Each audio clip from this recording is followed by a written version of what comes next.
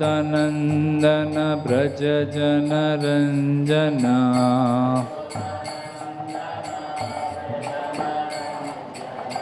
यशोदानंदन ब्रज जन रंजना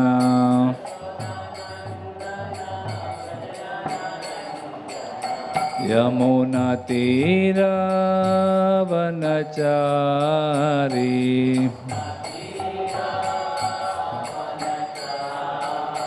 यमुना तीरा वनचारी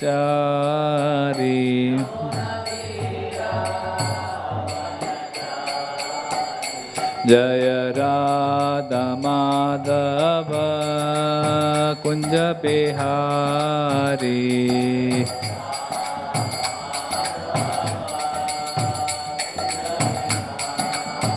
जय राधा माधव कुंज बिहारी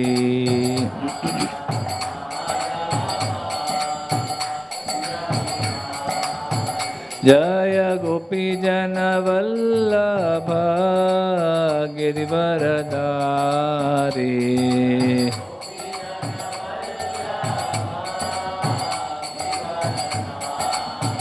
यशोदानंदन ब्रज जन रंजना यशोदानंदन ब्रज जन रंजना यशोदानंदन ब्रज जन रंजना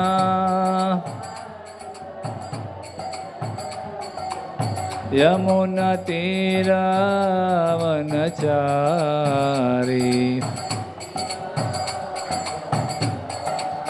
यमुना तीरा वनचारी जय राधा माधव कुंज बिहारी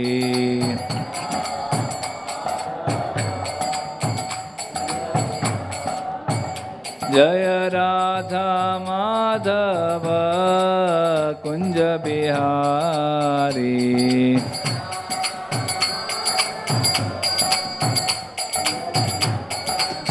जय राधा माधव कुंज बिहारी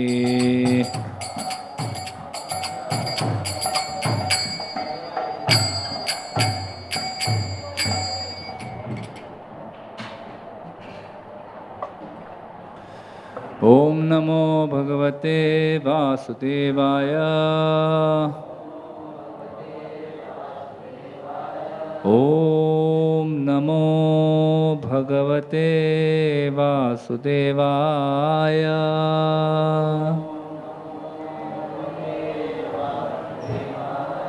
ओम नमो भगवते वासुदेवाय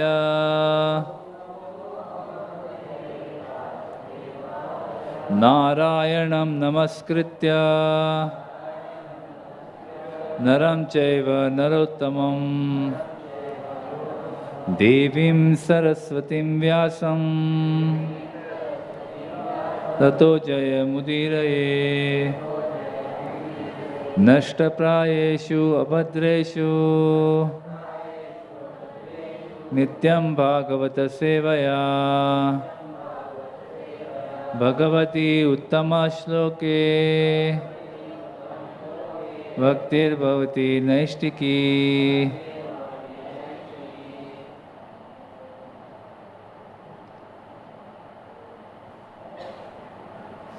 Hare Krishna. Reading from Srimad Bhagavatam, Canto 1,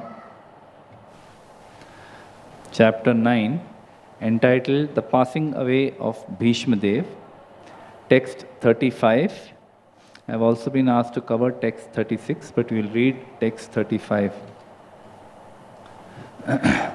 Sapadi sakhi vacho nishamya madhye निज परयोर्बलयोरथं निवेश्य स्थितवती परसैनिकायुरक्ष्णा ऋतवती पार्थसखेरतिर्ममस्तु सपदि सखी वचो निशम्य मध्ये निज परयोर्बलयोरथं निवेश्य स्थितवती परसैनिकायुरक्ष्णा ऋतवती पार्थसखेरतिर्ममस्तु सपदि सखी वचो निशम्य मध्ये निज परयोर्बलयोरथं निवेश्य स्थितवती परनिसैनिकायुरक्ष्णा ऋतवती पार्थसखेरतिर्ममस्तु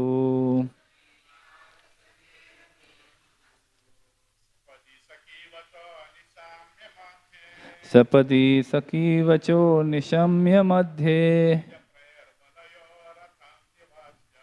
निज परयोर्बलयोरथं निवेश्य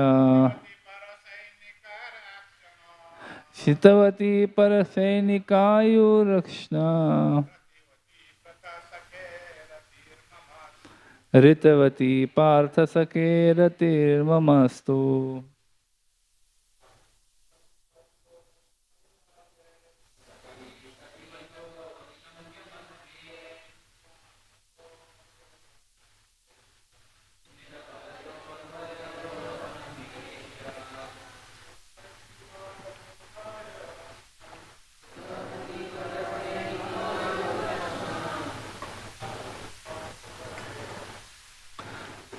ऋतवती पार्थसखेरतिर्ममस्तु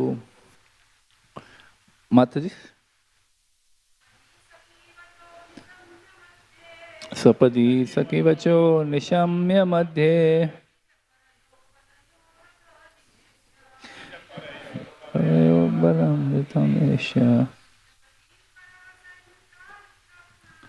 स्थितवती परसैनिकायुरक्ष्णा ऋतवते पार्थसखेरतिर्ममस्तु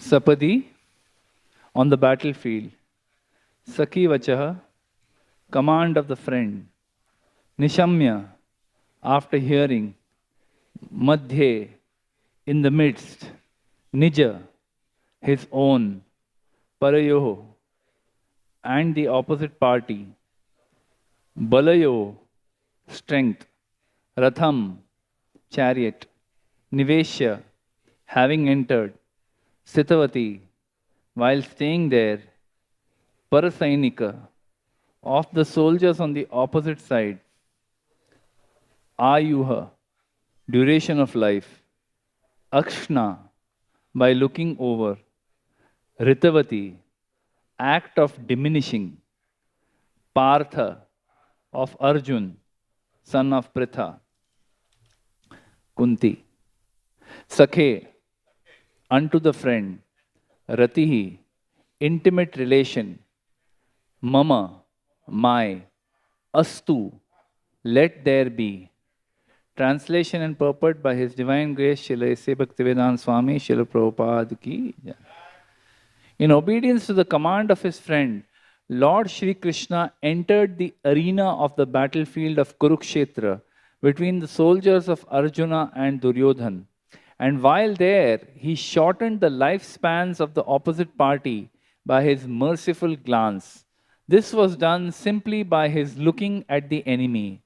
Let my mind be fixed upon that Krishna. Purport.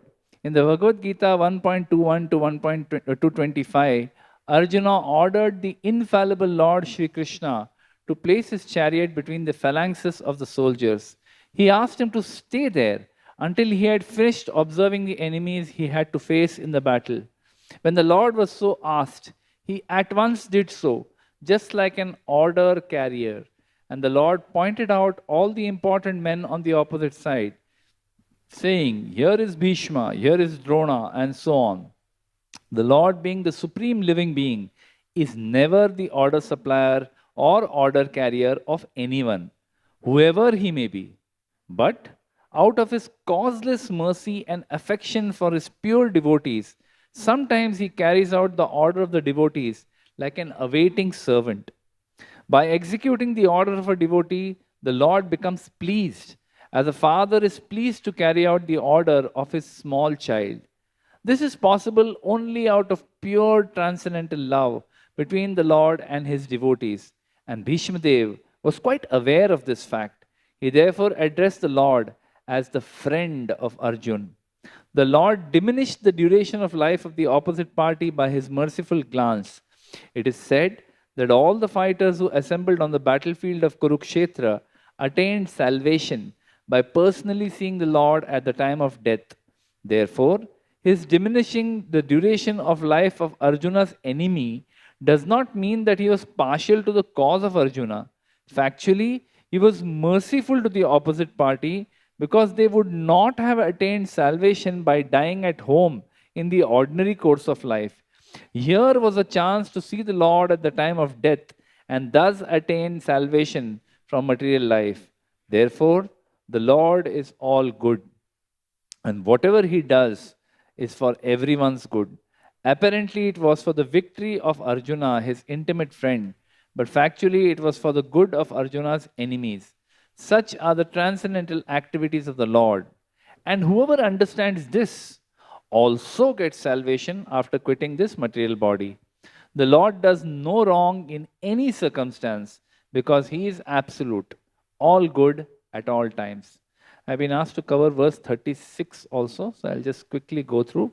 Vyavahita pritana mukham niriksha svajana vadhad vimukhasya dosha buddhya kumati maharad atma vidyayasya charanarati paramasya tasya mestu.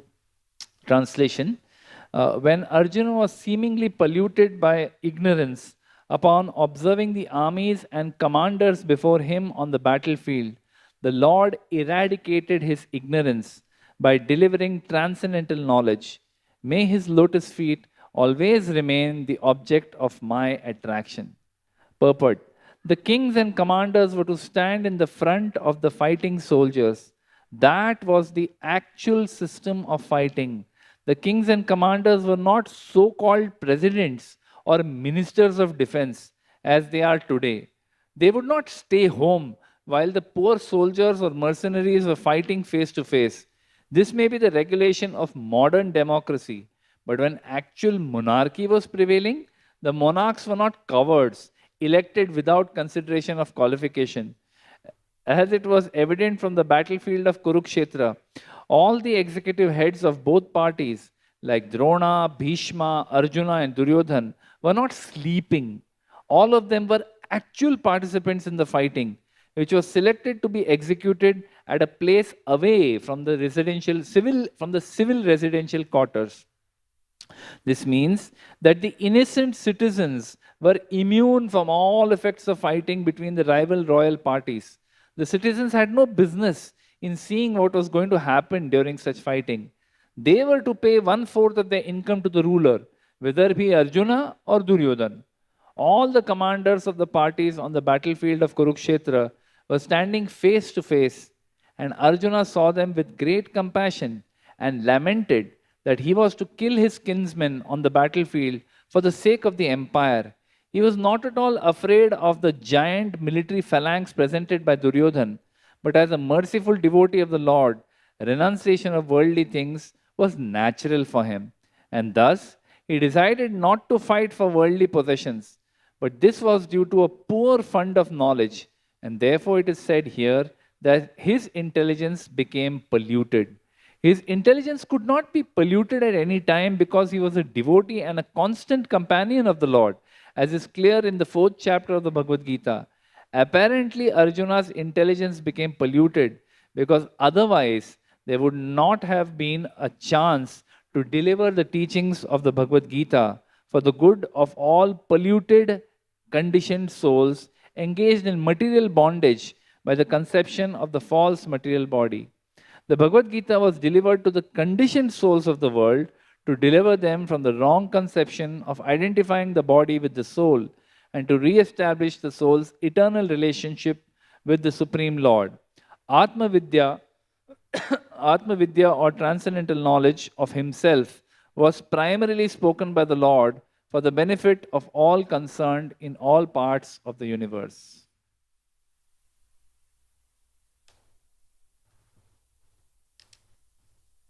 Om Ajnanatimirandhasya Jnananjanashalakaya Chakshurunmilitam Yena Tasmai Shri Guruve Namaha Shri Chaitanya Mano Bhishtam Sthapitam Yena Bhutale Swayam Rupa Kadamayam Dadati Swapadantikam Vandeham Shri Guruho Shri Yuta Padakamalam Shri Gurum Vaishnavamscha Shri Rupam Sagrajatam Sahagana Raghunatham Vitam Tam Sajivam Sadvaitam Savadhutam Parijana Sahitam Krishna Chaitanya Devam Shri Radha Krishna Padan Sahagana Lalita Shri Vishakhan Vitamscha He Krishna Karuna Sindhu Deenabandhu Jagatpate Gopesha Gopika Kanta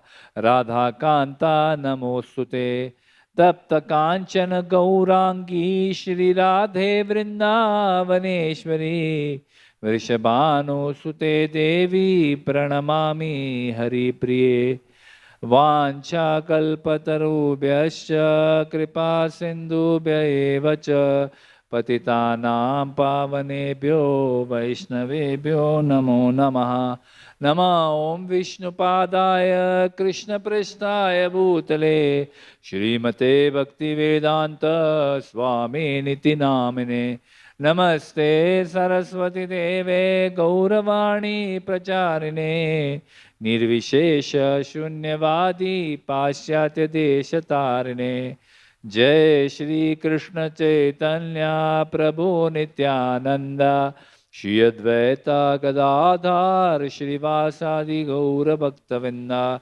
Hare Krishna Krishna Krishna Hare Hare Hare Rama Rama Rama Hare Hare Hare Krishna Krishna Krishna Hare Hare Hare Rama Rama Rama Hare Hare Hare Krishna Krishna Krishna Hare Hare Hare Rama Rama Rama Hare Hare.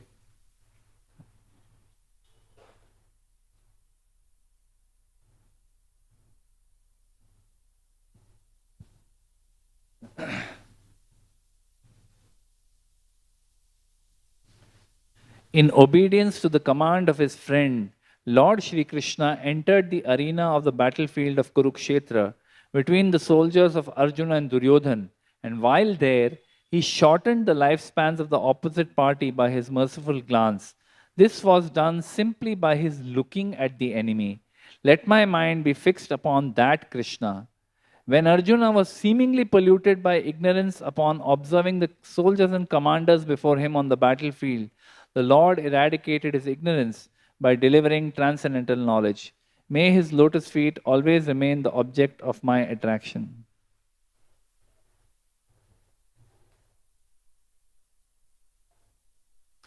Hare Krishna. So I beg for the blessings of all the assembled Vaishnavas, my father, Srila Gurudev, who is here now in Mumbai, and all the devotees who are probably watching online as well. Before speaking on this very exalted topic, I humbly beg for the blessings of all the devotees. And This is a very wonderful section of the Srimad Bhagavatam. Of course, Srimad Bhagavatam is wonderful wherever you start from, whichever portion you look at it. But this is an especially very sweet section of the Srimad Bhagavatam. In this chapter of the passing away of Bhishma Dev, the 9th chapter of the first canto, in one sense, this section is very beautiful, especially in this chapter. Also, this section of verses that we are reading right now is very beautiful, because somewhere all of us have a desire that we also may receive fortune like this. This is the greatest fortune for any Vaishnava, any devotee in their lives. For a person like Bhishma Dev, who has lived for centuries, he has lived for centuries, maybe 3-4 generations he has seen, and he has seen a lot of things in his life. He has, as it is mentioned in the previous verse, I think 30, verse number 30. That's where the section starts. That this person Bhishma, who fought so many wars, who spoke on so many topics, so many things he must have done in his life, right? I mean, if we try to remember all the things that we have done in our insignificant lives in the last 49, 50 years, so many things, you can't even remember what you have done yesterday. What to speak of over 50 years? We can't remember. But imagine Bhishma, a life full of so much activity, so many things he has done.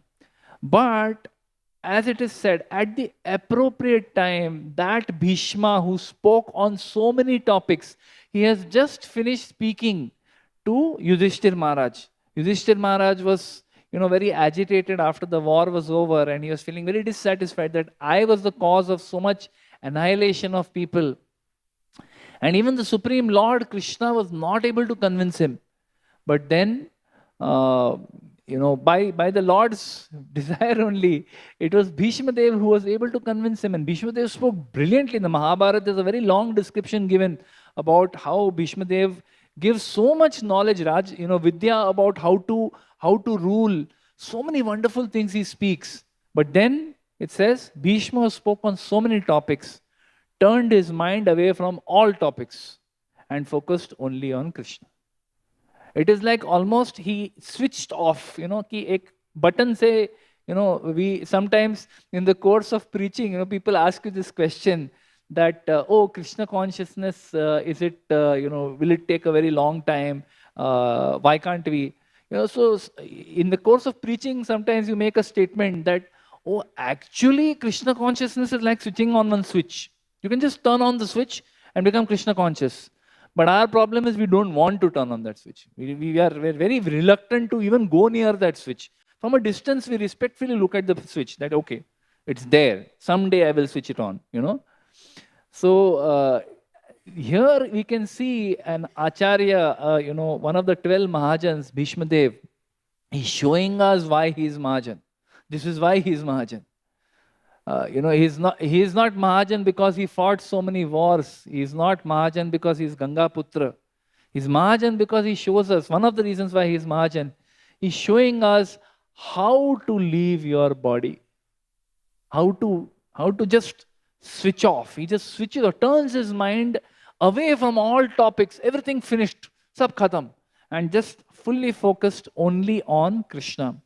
This is the perfection of all of our life. As we have heard many times, Radha Gopinath Prabhu says that life is a preparation and death is the examination. Whatever we have done in our life, that is what we are going to remember at the time of death. That is what is going to, preoccupy our mind. If we have done a lot of, work to build up an empire, to build up a business, to build up assets, to build family, whatever it is we have built in our life, at the time of death, we'll become anxious about that. Arey, I am leaving this and going. Now who will take care of it? This is my assets. I have to leave everything go. I leave everything and go. We become anxious about these things. So even if we are in Krishna consciousness, even if we have been in Krishna consciousness all our life, if we have simultaneously cultivated attachment to our material assets, at the time of death, it's not so easy like Bhishma Dev to just switch off like that and say, okay, now I will focus completely on Krishna. You know, Shankaracharya also, he says that verse, Bhaja Govindam, Bhaja Govindam, Govindam, Bhaja Moodamate, Samprapte Sanhite Kale, Nahi Nahi Rakshati, Dunkring Karane. So he says that Bhaja Govindam, Bhaja Govindam, Govindam, Bhaja Moodamate. That chant the names of Govinda, chant the names of Govinda. Moodamate, oh foolish one. He's telling somebody, that you're foolish. You're at the time of death, he says that Samprapte Sanhite Kale, at the time of death when all destruction is going to happen, Nahi Nahi Rakshati Dunkring Karane, meaning that grammatical, speculating on the verse, maybe it is this, maybe it is that. So everyone has their version of Dunkring Karane. We may say, I don't do grammar speculation. I don't even understand Sanskrit. So this is not relevant to me. No, it is relevant to us also. We all have our flavor of Dunkring Karane, our own speculation, our own attachments. Nahi Nahi Rakshati Dunkring Karane. So at the time of death, none of this will protect you. All your attachments, all your family, all your bank balance, all your degrees. You may collect so many degrees in your lifetime. Nowadays, there's a trend, that because of the lockdown, a lot of people started going online and picking up degrees, new skills, new diplomas, and they feel it looks good on my resume. So everyone is struggling very hard to collect. Dunkring Karane. Nahi Nahi Rakshati Dunkring Karane. At the end of life, this is not going to protect us. Therefore, Bhaja Govindam. During our lifetime itself, if our life is an act of surrender to Krishna, then at the time of death, it is not a big challenge to surrender to Krishna. If our entire life is about, I will lead my life, I will enjoy life, and I will also give little time to Krishna. I will chant my Hare Krishna, Krishna Krishna, Hare Hare, Hare Ram, Ram Ram, Hare. I will chant my japa every day. Kaide se, every day my 16 rounds I will do. And I will do my life after that. If we are living our life like that, at the time of death, it's going to be a challenge. So, Bhaja Govindam. So there are two verses here, 35 and 36. Both of them have a lot of beautiful points. So I've picked up 4 themes from the two purports of Srila Prabhupada. Beautiful purports. So actually, everything is there in the purports. So I'll just pick from that. So in the verse number 35, Srila Prabhupada is bringing out a beautiful point. That point jumps out. He says that Krishna carried the order, as in the translation is mentioned, the command, at the command of Arjun, Krishna took the chariot, to the middle of the two armies. Arjuna told him that, Krishna, please, take the chariot to the middle. Now, we have to understand who it is. Who is Arjuna speaking to, right? He is not speaking to some charioteer. He is not speaking to his friend. He is his friend, but he is the supreme personality of Godhead, and Arjuna knows this. What an awkward situation, no? You imagine if you have a very senior, forget about Krishna, even if some very senior God brother is there, and you tell him, Prabhu, can you just, just help me to bring this, just can you just pick this up for me? It's a very awkward situation. You can't do that. It's very awkward. And here, Arjuna is telling the Supreme Lord, please bring my chariot to the middle of the two armies. I just want to see who's there. And Prabhupada says that Krishna carried out the order of Arjuna like an awaiting servant. So who is this? Supreme Lord Krishna, but he's behaving like a servant. And then he brings between the two armies and he says, yeah, see, here is Drona, here is Bhishma, here are your brothers, here are all your friends, Kritavarma, so many people. He points out, Krishna points out. And by his pointing out, Prabhupada explains in the Gita that by his pointing out, Krishna put Arjuna into bewilderment. Otherwise, Arjuna was okay. Till that point, he was probably all charged up, As they say, before the boxer goes for a boxing match, the coach slaps him 2-3 times in the face, to get him angry. Yeah, come on, you can do it. You're going to defeat him. You're going to defeat him. So he pumps him up, the coach. So here also, Krishna, instead of pumping him up first, he deflates him by saying, see, there is your dear Bhishma Dev, your grandfather Bhishma, your Guru Dev, your Drona. Now you can fight. So immediately Arjuna is bewildered by this. He gets completely bewildered. But we'll talk about that later. So Srila Prabhupada mentions that Krishna is executing the order of Arjuna, and by doing this, the Lord feels very pleased. It is not that because he is the Supreme Lord, he is the Supreme Order taker. He in the purport, Srila Prabhupada says that actually Krishna is the Supreme Lord. He doesn't have to take orders from anybody. He is not an order supplier for anyone. We may go and beg the Lord that please give me this, please give me that. But we will receive. If the Lord feels like giving, he may give. If he feels no, he will not give. As per your karma, you will get what you have to get. The Lord may not change the karma for you, even if you go and beg in front of him. He is not our order supplier. But for his pure devotees, the Lord is willing to become that. And he is very pleased. If a devotee gives him an order, my Lord, please do this. The order is not that, Krishna, do this. It is, my Lord, please do this.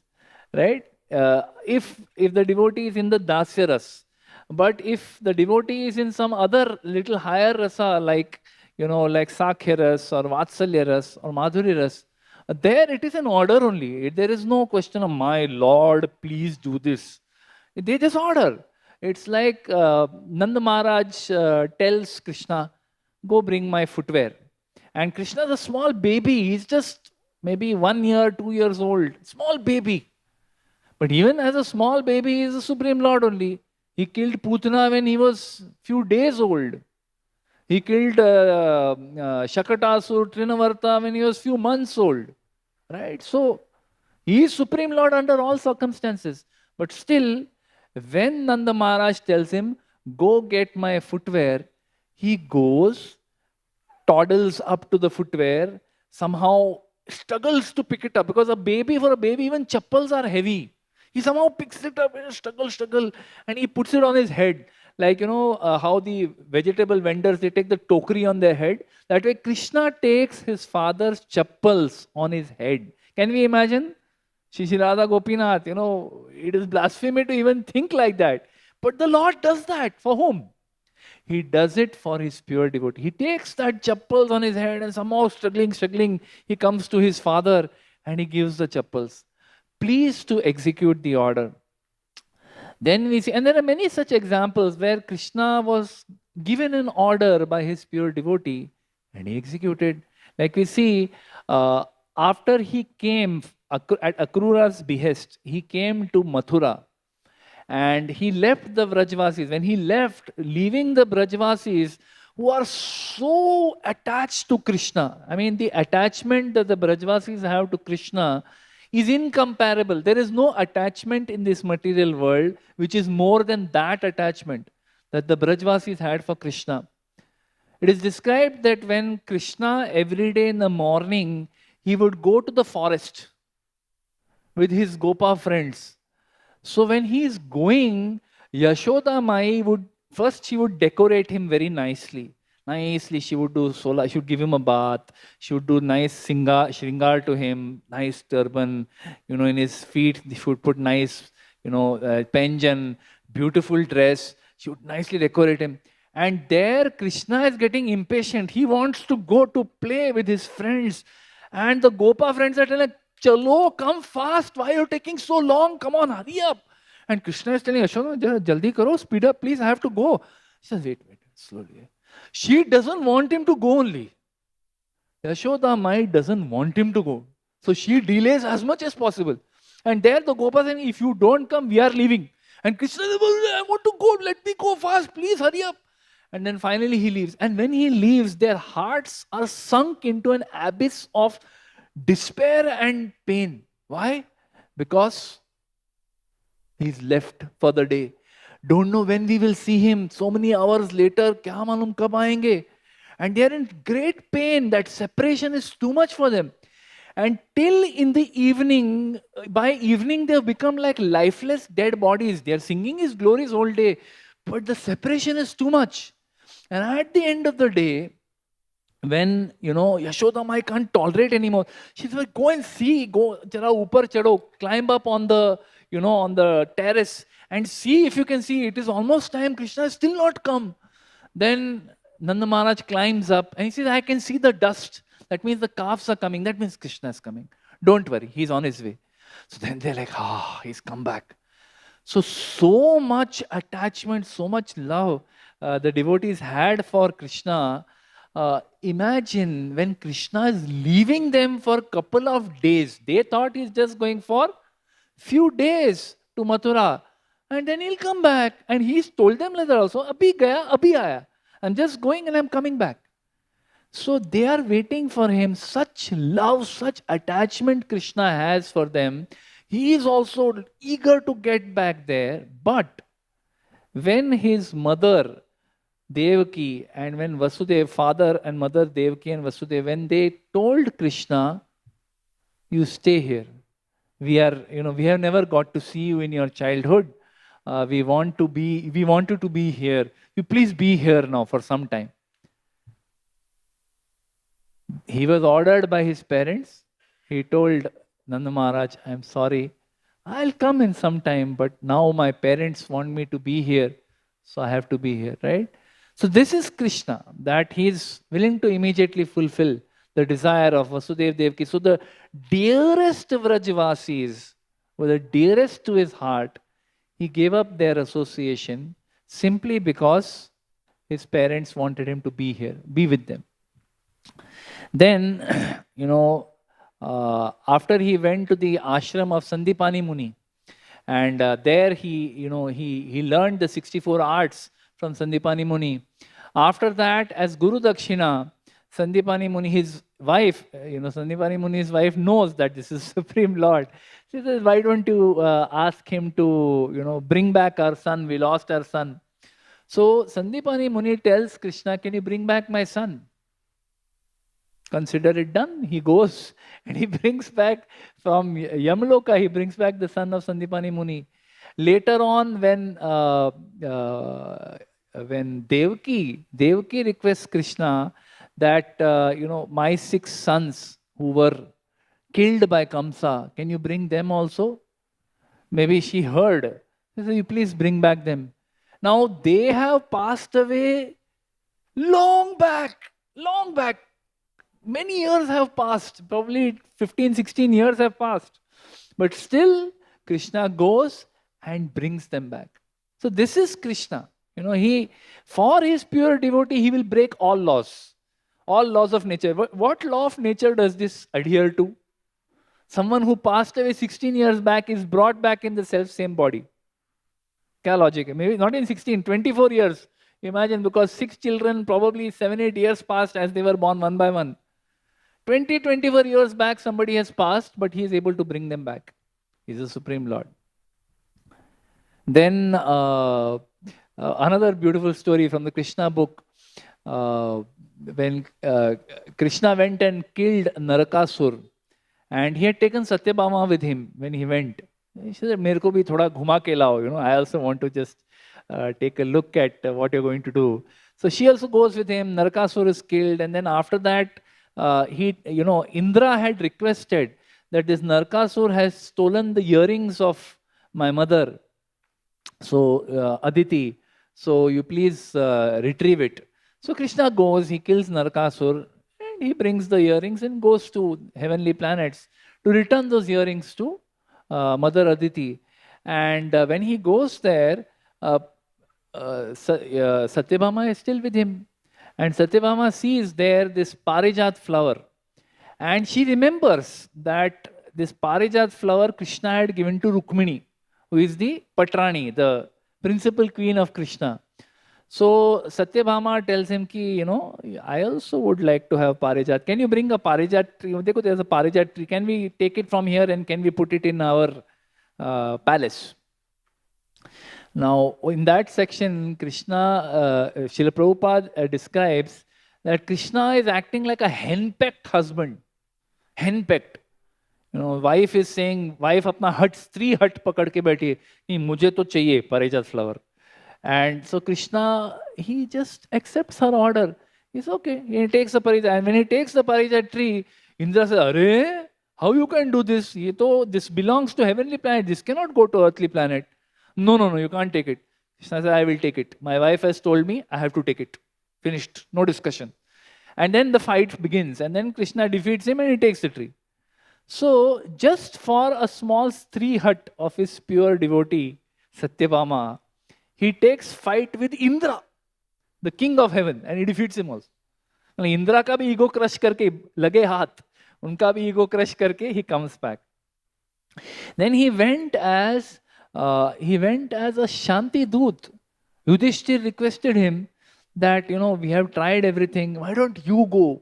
You go to Hastinapur as Shanti Doot, as a messenger. The messenger is not a very, it's not a very, not a very exalted service. Giving message of somebody like a postman. It's not a very exalted service. But because Yudhishthir ordered him, not ordered him, of course, Yudhishthir requested him, but he went. He went and knowing fully well, he is the Supreme Lord. He knows what is going to happen. He knows the outcome of this. ये सेवा का outcome क्या आने वाला है उनको पहले ही मालूम है. He knows that this Duryodhana is never going to accept. He also knows that this wretched Duryodhana is going to try to capture me also. He knows that. But still, such unlimited mercy the Lord has, because Yudhishthira has told him, he goes. And he does his best also. It's not that if you read Mahabharata, we can see that Krishna really tried hard to convince. He tried. He told the Duryodhana, he told Dhritarashtra that your son, samjhao, say, make him understand what is he doing. But no, he doesn't accept. And then finally, whatever happens. So he went as a Shanti Doot. During the Rajasuya Yajna, when the Rajasuya Yajna was done by Yudhishthir Maharaj, all the great sages from all over the universe had come for that Yajna. At that time, what was the service that Krishna took? He took the Krishna, he told Yudhishthir that give me some service. I also want to do some service. In Rajasuya Yajna, there are so many things that are to be done. And then he undertook the task of washing the lotus feet of the Brahmanas as they arrived. All the sages from all over the universe who were going to come, Krishna took the service of washing their feet. So, this is Krishna. He is the Supreme Lord who is supremely independent, doesn't need to listen to anybody, but when his pure devotee asks him to do something, immediately he is willing to stretch himself and do this. We see the same thing, the same streak, the same characteristics we see in the life of Lord Chaitanya Mahaprabhu also. When Chaitanya Mahaprabhu appeared, he also, he came as a Channa avatar, but he is the Supreme Lord. When he decided to go to Vrindavan, the devotees tricked him. Nityanand Prabhu tricked him. He told some boys that if, when Chaitanya Mahaprabhu comes, if he asks which way is Vrindavan, you show him towards Shantipur. You point him towards Shantipur. So then those boys told, Chaitanya Mahaprabhu was there, he asked, which way is Vrindavan? So he says, this way. And he pointed him back to Shantipur. Now the Supreme Lord, he knows that this is Nityanand Prabhu's trick. But still, gracefully he accepts. Why? This is the desire of the devotees. Second time when he wanted to go to Vrindavan, he was going, he had left, nikal pade the. And with so many devotees were there along with him, like a big yatra going to Vrindavan. And there Sanatan Goswami, Rupa Goswami meet him. And Sanatan Goswami tells him that, my Lord, I think you should not go with so many people to Vrindavan. I don't think you should go now. The Lord, He is Supreme Lord, He is supremely independent. But still, just to fulfill the desire of Sanatan Goswami, he said, okay, I think what you're saying is correct. He goes back. He goes back again. Right? So this is Krishna. Then similarly, he wanted to live in Vrindavan. After taking sannyas, he wanted to be in Vrindavan. But because his mother Sachi Mata told him that you be close by, you be in Jagannath Puri. Lord Jagannath is non-different from the Krishna of Vrindavan. So you be in Jagannath Puri. At least Jagannath Puri, it's closer to Bengal. So we'll keep getting little news of what is happening with you. I'll keep getting news. So you please be in again. So imagine when the Supreme Lord, who has a desire to live in Vrindavan, he also leaves his desire, leaves his personal desire. He shows great humility without any complaint, without any, whining that, "Arey, mujhe to Vrindavan jana tha. Ye kya hai?" Try to understand. I want to be in Vrindavan. I want to establish my mission there. No. He went to Jagannath Puri and he told the Goswamis, okay, you go to Vrindavan and you establish my mission. He taught them and he established the mission. So, the Lord, He doesn't just tell us to be humble. Chaitanya Mahaprabhu says, no, Trinadapi sunichena taroriva sahishnuna manina manadena kirtaniya sadhari. He doesn't just tell us. He's living this. He's humble by His own behavior. He's teaching all of us that even though He is the Supreme Lord, if a pure devotee asks, He is willing to fulfill the desire of the pure devotee, leaving his own aspirations, leaving the Brajvasis, leaving his desire to go to Vrindavan. He leaves everything.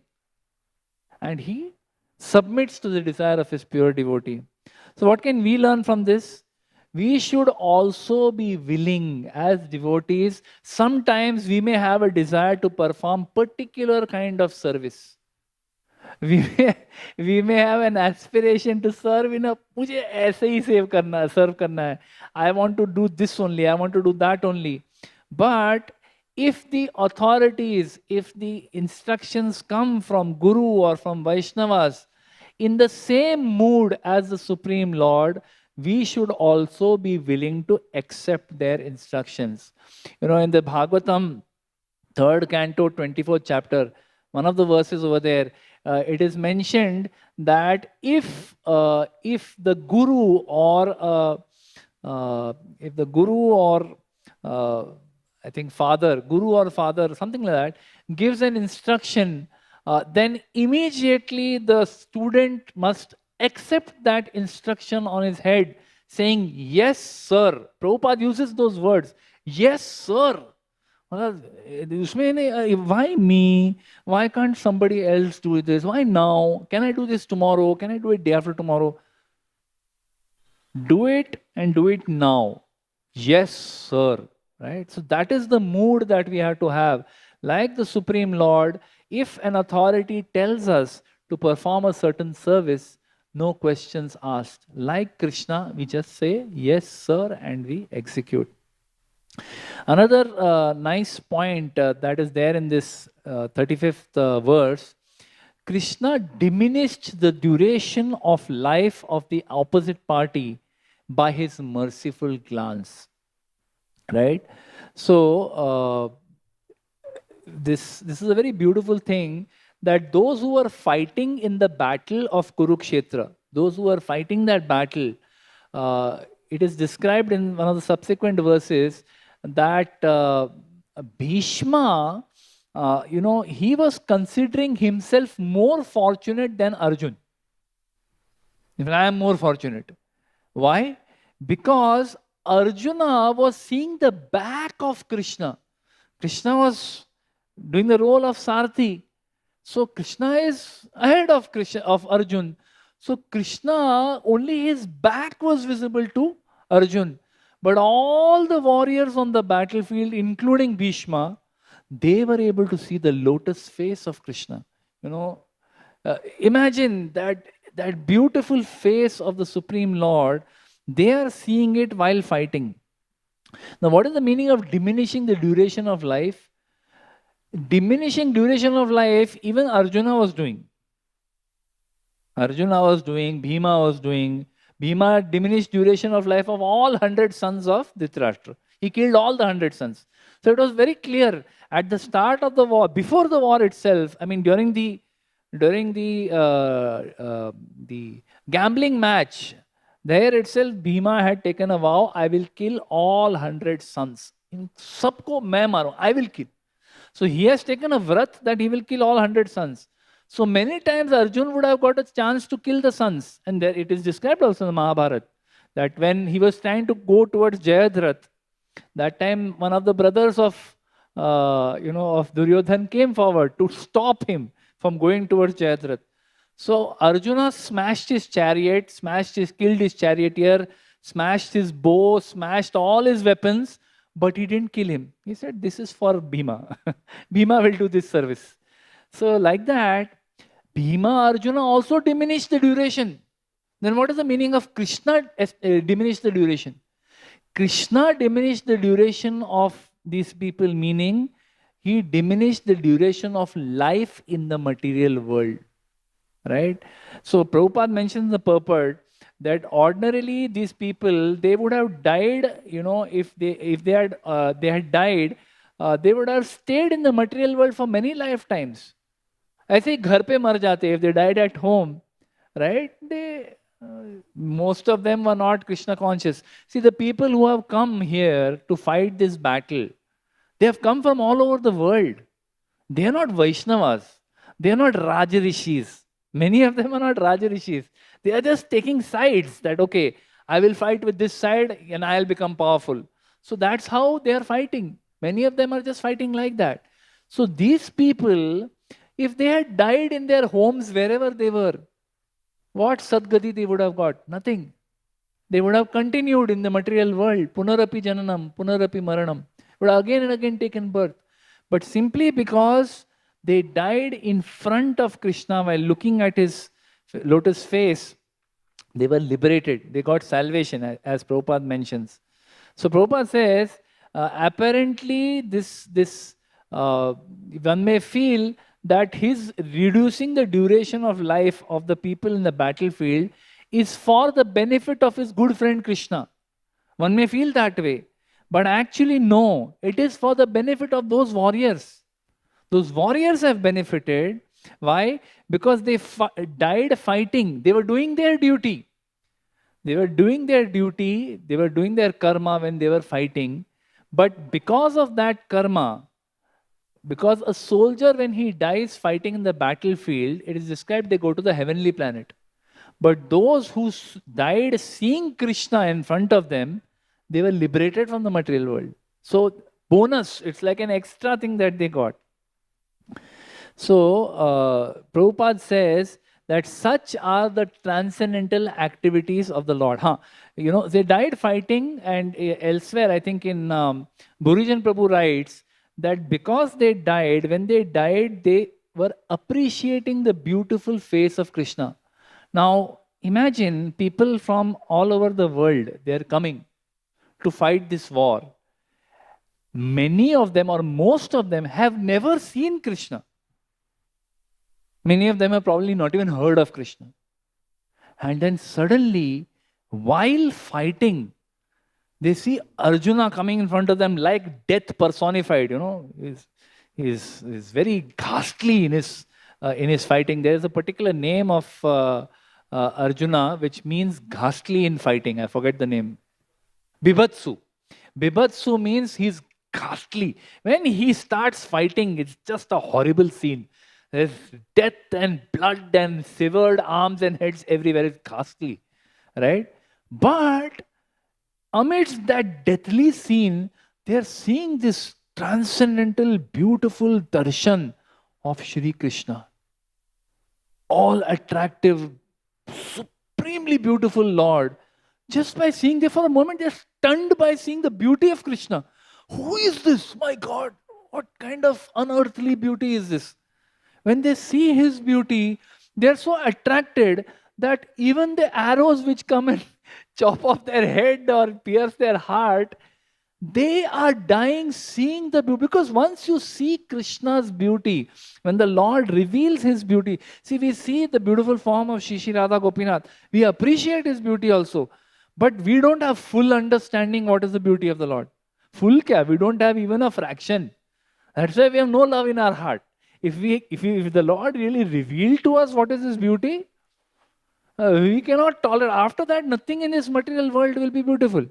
Right? Like Rupa Goswami says, if you are attached to the material world, don't go to the banks of Yamuna, Keshi Ghat, don't go there. Don't go there and don't see the threefold bending form of Krishna playing his flute. Don't do it. ये गलती कभी नहीं करना. आपका सब material attachment चला जाएगा. You will forget everything. Right? Because the beauty of Krishna is like, once you see, you're stuck. अटक गए. You're stuck there. You can't get out. So they were stuck on the beauty of Krishna, and arrow is coming and chopping off their head. Right?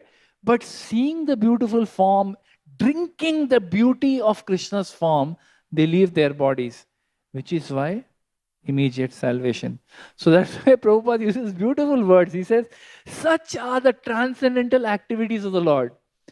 See how merciful Krishna is. These are people who are enemies, who are shooting arrows in his direction. Some are shooting him. Because that was the process of battle, that to disable a warrior, they would try to kill the charioteer. They would try to kill the horses of the chariot, of the warrior, so that the warrior can't move. Then एक ही जगह पे खड़े रहेंगे, तो continuously everyone will attack him and he will die. That was the strategy. So for those who are coming inimically to kill him, Krishna gives them liberation. So Shri Radha Gopinath, they are also reducing duration of our lives. By their merciful glance, they are also reducing the duration of our life in the material world. So like these warriors who are fighting this battle of Kurukshetra, we also need to fight. We also need to fight, but how to fight? As Krishna says in the Gita, Mam anutasmat sarveshu kaleshu mam anusmara yudhyacha.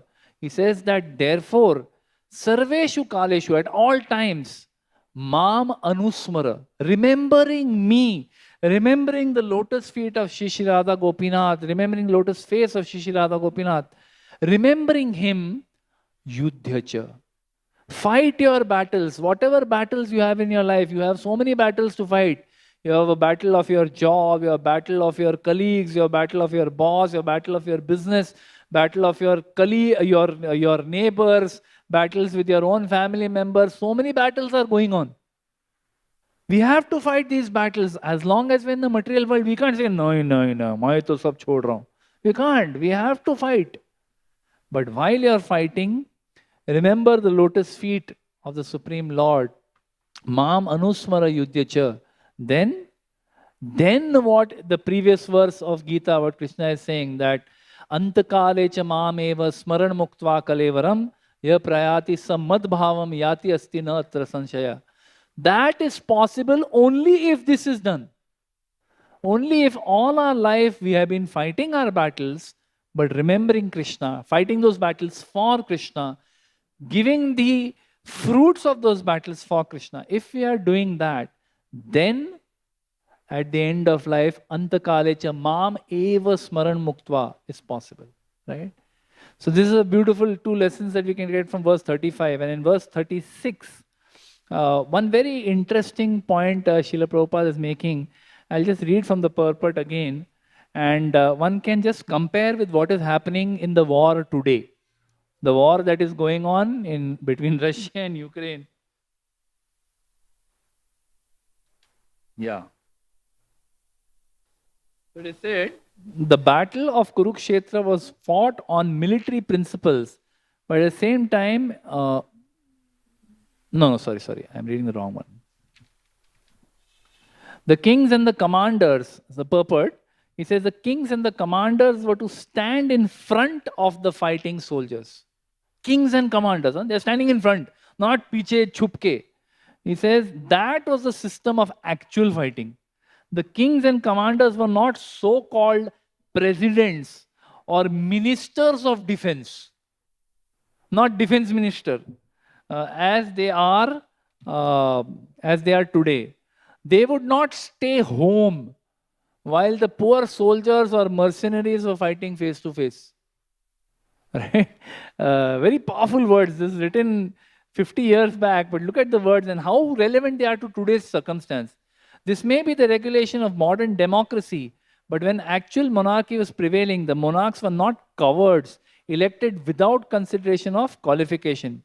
As it was evident from the battlefield of Kurukshetra, all the executive heads of both parties, like Drona, Bhishma, Arjuna, Duryodhan, were not sleeping. All of them were actual participants in the fighting, which was selected to be executed at a place away from the civil residential quarters. This means innocent citizens were immune from all effects of fighting between the rival royal parties. The citizens had no business in seeing what was happening in such a fight. So, just compare with what is happening in today's war, right? The commanders, the presidents are very comfortably sitting in their mansions, and giving orders, whereas young soldiers who have no desire, unka koi lena dena nahi hai. They are not at all interested in Ukraine. They are being forced to go there and fight and kill. And on the other hand, in Ukraine, what is happening? Ordinary citizens are being asked to take up arms and fight with the Russians because they don't have enough army. So people who have never, yesterday somebody on WhatsApp, somebody sent a message of some tennis player, some high-level Ukrainian tennis player, high-ranking tennis player who used to play tennis maybe some 7-8 years back. That person is in army fatigues and with a, AK-47 in his hand. He said, I don't want to do this, but what to do? I have been asked to do it. Everyone is being drafted for war, right? This is the unfortunate situation. And how wars were fought in the previous days, Prabhupada says in monarchy, this is the advantage of monarchy. Kings would come forward themselves. The kings, the commanders would come to the front of the battlefield. They would stand in front and the armies would stand behind. Not like modern day wars, modern day battles are what? People don't even fight. They use bombs. They use a bomb and throw a bomb at somebody and kill 50 people in one go. What kind of fighting is this? You are hiding somewhere and you're just, with a remote control, you're trying to explode a bomb. Ye fighting hai? This is fighting. This is dharma yuddha. It's ridiculous, right? And this is what is happening. And in the previous ages, only the Kshatriyas fought. The citizens were never asked to fight. That's what Prabhupada is saying in the purport. Citizens were never asked to fight. They had no business. Let them fight. I have to give my 25%, my tax I have to give to whoever is the king that wins. Whether it is Dharmaraj who wins or it is Duryodhan who wins.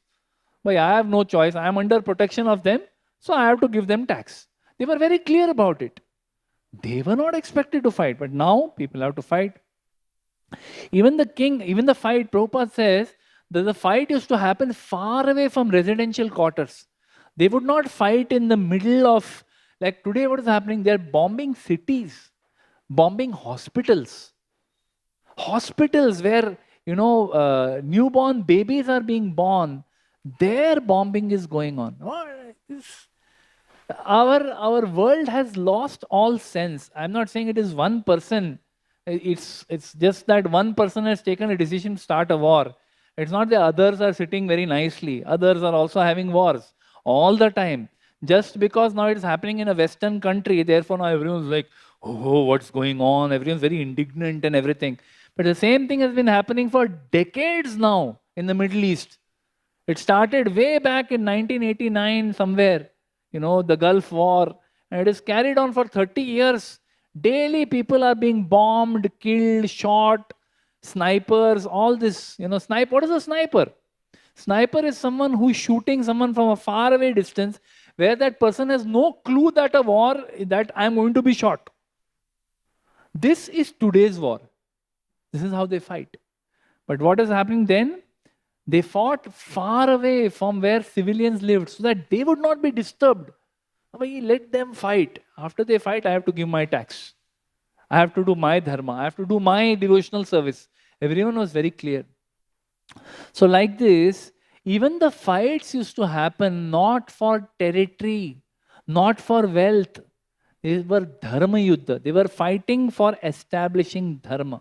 So if someone believed in a particular form of dharma, then they would fight to extend that dharma to other, neighboring regions. So if neighboring regions were not following dharma, then the Kshatriya would fight to establish that.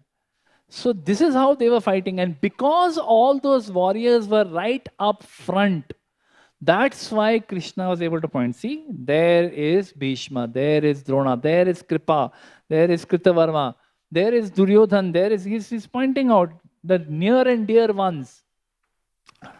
So when Arjuna sees this, due to his attachment to them and by the desire of Krishna, he became bewildered by all this. He became completely bewildered because he's seeing all of them in front and he is not able to control his emotions. And that's why the Bhagavad Gita was spoken by the Supreme Lord. So Bhishma refers to this in verse 36. He says,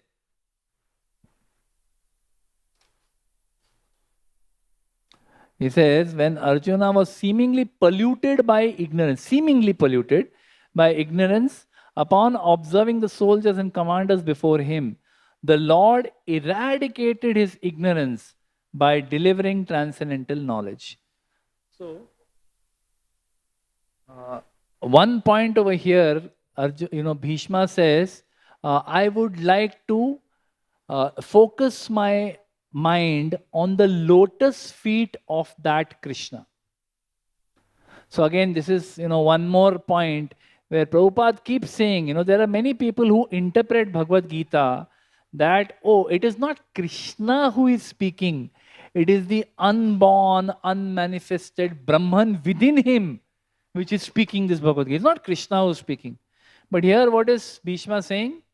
I want to surrender to the lotus feet of that speaker of the Bhagavad Gita. So again, it is re-emphasizing that Bhagavad Gita was spoken by a person, the Supreme Personality of Godhead, Krishna. So when he says, Mam Anusmara Yudhyacha, he's not saying surrender to Brahman. He's saying surrender to me, Krishna, the person. We have to understand that. So I'll end with these 2 points about the Gita. Like Arjuna was bewildered. Why was Arjuna bewildered? Because he was attached. He was attached to Bhishma. He was bewildered by the desire of Krishna also, as we said before. Krishna wanted him to be bewildered so that he could speak the Gita. But why was he bewildered? He was bewildered because he was very attached to Bhishma. He was very attached to Drona. He had played on the lap of Bhishma as a child. So because of his attachment, he got bewildered. So same way, all of us are like that Arjuna. The material attachments of this world, they bewilder us. We get bewildered what is to be done, what is not to be done. When we are working, when we are doing our jobs, we are doing our business, we are running our homes, we are parenting, we have children, we have to parent them, we have to nurture them, nourish them. All this is very difficult. Very, very difficult. It's not easy. Right? We feel कि ये कर लेंगे, नहीं कर पाते, बहुत difficult है. Bringing up children, taking care of business, everything keeps falling apart. If you leave things, they fall apart. So it's very difficult that what to do, what not to do. We are always like Arjuna, not sure what to do next. And due to our ignorance, the ignorance that is saying seeming ignorance, for us it's not seeming, it is ignorance only. We are in ignorance. Due to the ignorance that we are in, we are being played by material nature. Material nature, the 3 gunas, are playing with us like puppets, like this. She is playing us. We are being played because of our ignorance. We don't realize. So this Bhagavad Gita given by the Supreme Lord Krishna is meant for what? It is transcendental knowledge, Raj Vidya, Raj Guhyam, Pavitram. So this Raj Vidya that Krishna is giving is meant to eradicate that ignorance. What ignorance we have, it gives us an understanding of who we are. Who are we? We are the spirit soul, eternal, undying. We are not this material body. We may be in a particular body right now. We may have a particular designation. We may have a particular set of assets. But we are not this body. We are the soul that resides in this body simply temporarily. Gives us that knowledge. Bhagavad Gita teaches us why we are how we are. मैं ऐसा क्यों हूँ? Why am I like this? Why am I such a person who gets so angry? Why am I a person who is so lusty? Why am I a person who is so greedy? Why am I a person who is... So, we need to understand, Jai Shri Radha Gopinath Bhagavan ki Jai. We need to understand why we are how we are. So, we can understand by reading the Gita. When we read about the modes of material nature, we can understand that we are affected because we have this body made up of these three modes. So, what is predominant in our body? That is what our nature is. Because we believe we are this body. The subtle body identifies with this material body and therefore we are what we are. Why are we suffering? Because of our karma. We understand that. We understand who is God, that Krishna is that Supreme Lord who is the creator, who is the source of Brahman, who is the Paramatma, who is the source of all material and spiritual worlds. We understand who is God. And how? By connecting with Krishna, by connecting with the Supreme Lord through the process of bhakti, we can also, like Arjuna, we can solve the short-term problems of life, the immediate challenges that we don't know, ye karu ki wo karu. Bhagavad Gita can help us, give us answers to those short-term questions and even the long-term problems of our life.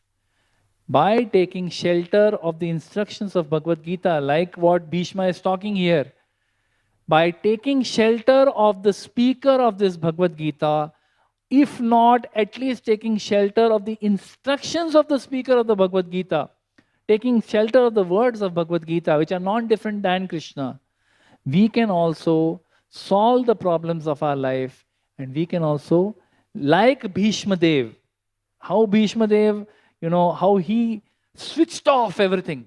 Sab band kar diya, sab light band kar diya. Abhi I am only focused on Krishna. We can also have that same fortune.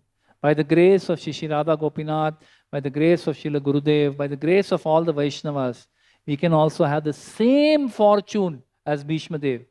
Which is why this section of Srimad Bhagavatam is so powerful. It gives us hope. It tells us that no matter, you may be lying in a battlefield pierced with arrows, but if the Lord is merciful, He will manifest before you also. Like He manifests in front of Bhishma Dev, He will manifest in front of us also. But for that, we have to be surrendered and follow the process of bhakti with all sincerity throughout our lives. So thank you very much. Hare Krishna. Srimad Bhagavat Mahapuran ki, Srila Prabhupada ki, Srila Gurudev ki, Nitaya Gaura Premanandi, Hari Hari Bol.